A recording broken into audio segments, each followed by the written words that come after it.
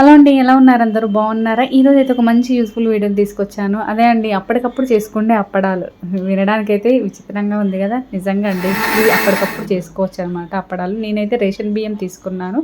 Ration బియ్యంతో మీరేమేమి చేస్తారనేది comment చేయండి. ఇవి మనము ముందు రోజు నానబెట్టుకోవచ్చు, లేదంటే 6 అవర్స్ అలా నానబెట్టి వీటిని ఏంటంటే మనము రుబ్బుకోవాలి. దాంట్లో కొంచెం జీలకర్ర, ఉప్పు, లేదంటే పచ్చిమిర్చి పేస్టు, అదే అండి మనం వడియాలలో ఏమేమి వేసుకుంటాం అవన్నీ వేసుకోవచ్చు అనమాట. ఇలా దోశలాగా చేసుకొని ఇలా ఆరేలాగా ఉంచుకొని ముక్కలు ముక్కలు చేసుకొని మనము ఇంకా డీప్ ఫ్రై చేసుకోవడం అండి అప్పడాలలాగా. సో ఇది దోశపిండి మిగిలినా కూడా మనము ఇలా అప్పడాలు అనేది చేసుకోవచ్చు. ట్రై చేసి చూడండి, మీరే ఇంకా ఆశ్చర్యపోతారు.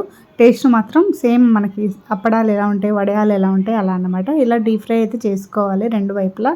సో కరకరమంటూ మనం పప్పులో కానీ సాంబార్లో కానీ తినొచ్చు, లేదంటే పిల్లలకి స్నాక్స్ లాగా ఈవినింగ్ టైంలో కూడా ఇవ్వచ్చు అనమాట. తప్పకుండా ట్రై చేసి చూడండి, మీరే నమ్మలేరు అంత బాగుంటాయి అన్నమాట. ఇంకా దీంట్లో మనం బీట్రూట్ కానీ, క్యారెట్ కానీ, పచ్చిమిర్చి పేస్టు, వాము ఇలా అన్నీ వేసుకోవచ్చు అనమాట. సో ఈ వీడియో మీకు అందరికీ నచ్చింది అని అనుకుంటున్నాను. ఈసారి తప్పకుండా ట్రై చేసి చూడండి, మీరే షాక్ అవుతారనమాట. అప్పటికప్పుడు చేసుకోవచ్చు, పిల్లలకి వెంటనే చేసి కూడా ఇవ్వచ్చు అనమాట. ఈ వీడియో నచ్చితే share, like, comment. Thank you, by by, take care.